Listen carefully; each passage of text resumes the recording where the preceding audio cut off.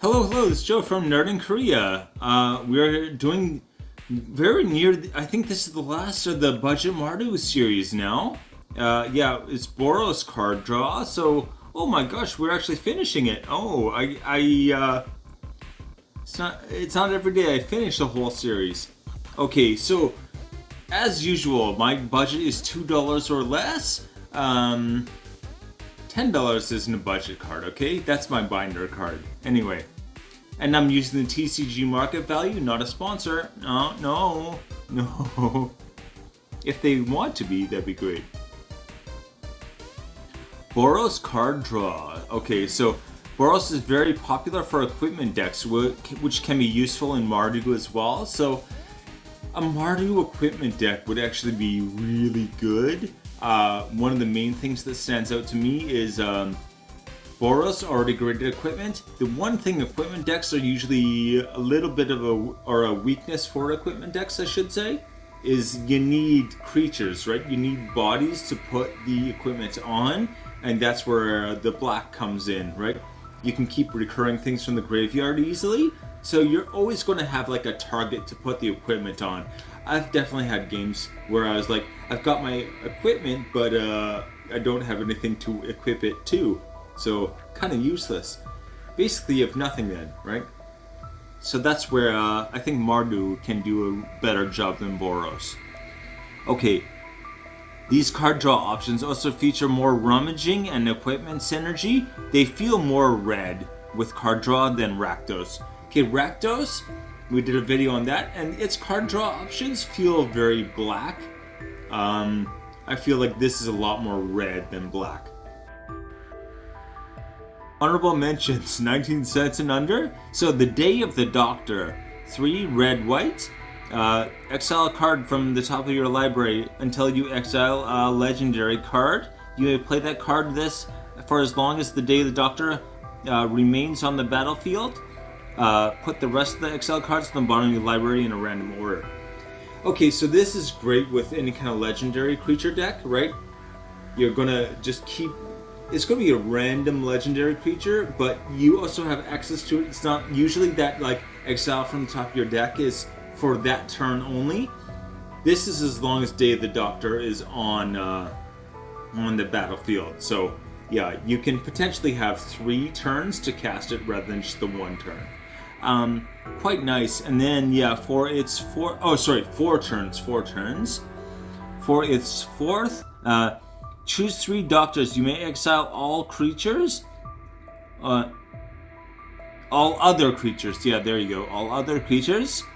If you do, the Day of the Doctor deals 13 damage to you. This is a potential win con for sure, but you gotta be careful. You gotta have more than 13 life when you do this. Otherwise, you're in trouble, right? But very... You also need a bunch of doctors, which might be the more tricky part with Boros. I don't know how many doctors are even Boros. I can think of 2 that are Izzet and 1 that's Simic. I should look into that, I guess. Okay, Thrilling Discovery. You gain 2 life, then you may discard 2 cards. If you do, draw 3 cards. Downside there, you need to have 2 cards in hand, but this is really like a better rummaging effect, like discarding 2, draw 3, especially if you've got Madness in the deck. If you have some Madness cards, you can make such huge use of this. This is going to be really like, probably cast 2 things for like a better effect or reduced cost, and then draw 3 cards is what you're going to probably be doing. Okay, and Leave Chance. Okay, return any number of target permanents you own to your hand. This is just like basically a bounce spell that for Boros. Boros isn't really known for bounce spells, so that's really nice. It's not super expensive either, right? You can just take your permanents, and it doesn't even specify artifacts or anything. You get to choose them, right? You can choose whichever permanents you want, and just like put them back in your hand at instant speed. Really good trick. Okay, and Aftermath. So basically, once you cast the spell, you cast this other part from the graveyard. Discard any number of cards, then draw that many cards. Alright, so once again we got that discard draw thing, but you choose how many cards you want to discard, right? If you don't want to discard, especially that one card, but everything else is kind of great. Replace everything, or even just use it to get things into the graveyard to be able to like do some shenanigans with. So yeah, super useful. Should be more than 19 cents for that one for sure.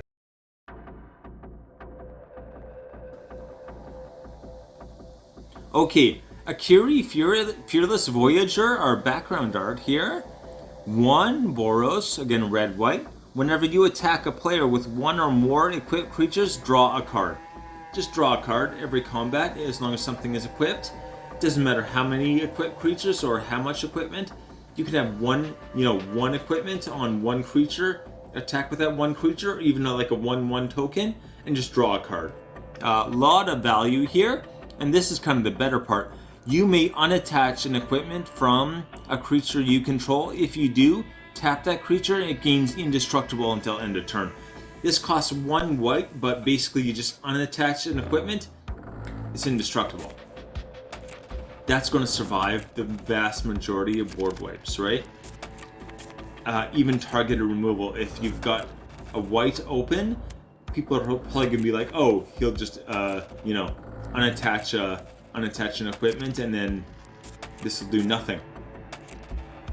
So kind of almost the threat of a counterspell type of effect. Anyway, 24 cents.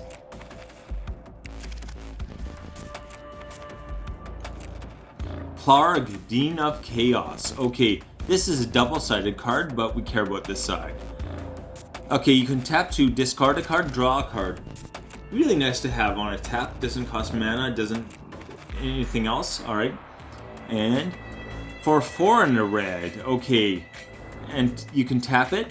Reveal cards from the top of your library until you reveal a non-legendary, non-land card with mana value 3 or less. You may cast that card without paying its mana cost. Put all revealed cards not cast away on the bottom of your library. Blah, blah, blah. Okay, so it does cost you 5 to activate this ability, but I think it's better than card draw because just automatically casting something for free from your deck means you don't have to draw it and you don't have to like pay the mana and put it back down again. It's kind of like card draw without, well, it's skipping the card draw step. So yeah, very good. The randomness, you want to combine this with this, if you can get a scry effect, right?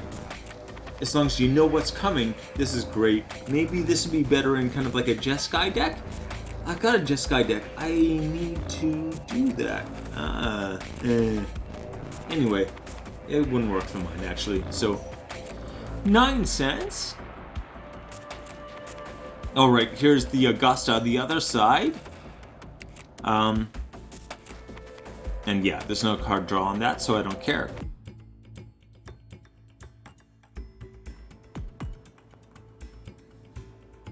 Wireless, Soul of Steel. So this is another equipment heavy guy.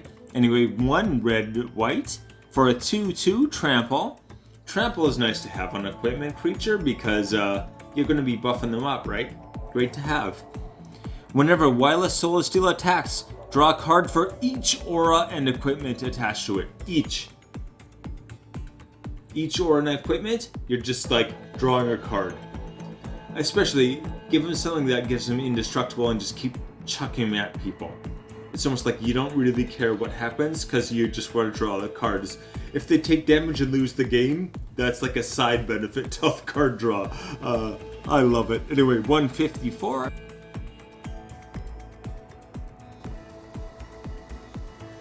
Okay, Mila, Crafty Companion. Alright, so whenever an opponent attacks 1 or more planeswalkers you control, put a loyalty counter on each planeswalker you control. Huge planeswalker synergy, right? Mardu is maybe not known for planeswalkers, but we had Tomek, Wielder of Law in the last video and Mila in this video. It looks like they're trying to build up like this planeswalker synergies for Mardu. So yeah.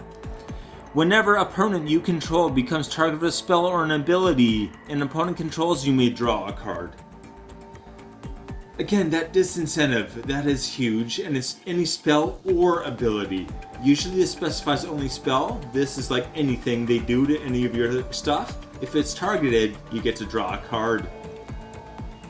That does weigh into people's decision making. The card draw would be great, but most of the time, what's better is like, instead of doing something to something you have, they're going to do it to someone else. The disincentive is better than the card draw, I think. Anyway, 130 for that one. Also, the other side is a Planeswalker. 4/6, 4 red. Pricey. 5 loyalty coming in. You may discard a card. If you do, draw a card. If a creature card was discarded this way, draw 2 cards instead. So again, you can discard his +1, discard a creature, any creature card, draw 2 cards instead of 1. So it's like improved rummaging if you discard a creature. Once again, there's plenty of creatures with madness, right? Those madness creatures are going to love this. Okay. -2, return target creature card from your graveyard to the battlefield. It gains haste to exile at the beginning of the next end step.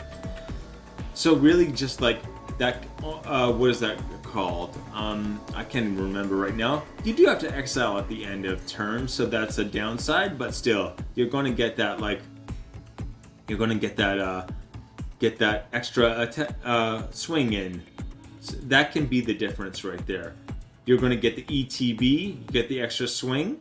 So yeah, it's going to get exiled. They will not go to the graveyard. So any kind of like, I'm going to call it exit triggers because I'm trying to avoid some words on YouTube. But yeah, when they're destroyed, those triggers don't really go off unless they go to the graveyard. So it does avoid those, but ETBs still work. And then yeah, of course, just straight up attacking. And finally, -7. So pricey one, but you get an emblem with whenever a creature you control enters the battlefield under your control, it deals damage equal to its power to any target. That's an emblem. That means it's just there. You can just start, like, even if you do a bunch of like, I do have to put this in a deck. Anyway, even if you start making a bunch of tokens, those tokens are just going to like ping whatever you want. Any target is kind of the main upside there. You can use it for creature removal, player removal, whatever you want, right? Anyway, 130.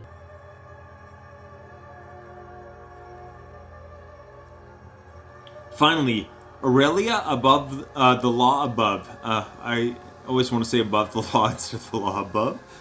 Anyways, she is 3 red-white for a 4/4 flying vigilance haste. Okay. Usually, if the mana cost is higher than the stats, I'm not impressed, but Flying Vigilance Haste, 4/4, Okay. Also, whenever a player attacks with 3 or more creatures, you draw a card. Attacks with 3 or more creatures, that's all it says. It doesn't say attacks you, right? Just attacks. Attacks anyone. In a multiplayer game, they attack anybody, you draw a card. It's usually these specify you're the one getting attacked. This is just like a disincentive to attack anyone, I guess. Whenever a player attacks with 5 or more creatures, Aurelia, the law above, deals 3 damage to each of your opponents and you gain 3 life. Remember, both of these are going to go off, right? These are not either or. If they attack with 5, they trigger both of these effects, not just the one. So you're getting card draw, and you're doing 3 damage to each creature, or to each of your opponents, and gaining 3 life. Especially in decks where you're like goading or forcing attacks. I'm putting this in a deck very soon. This is just incredible, right? Anything where you're just like they have to attack, they don't get to choose. This is just like card draw for you and damage for them. Yeah, 141.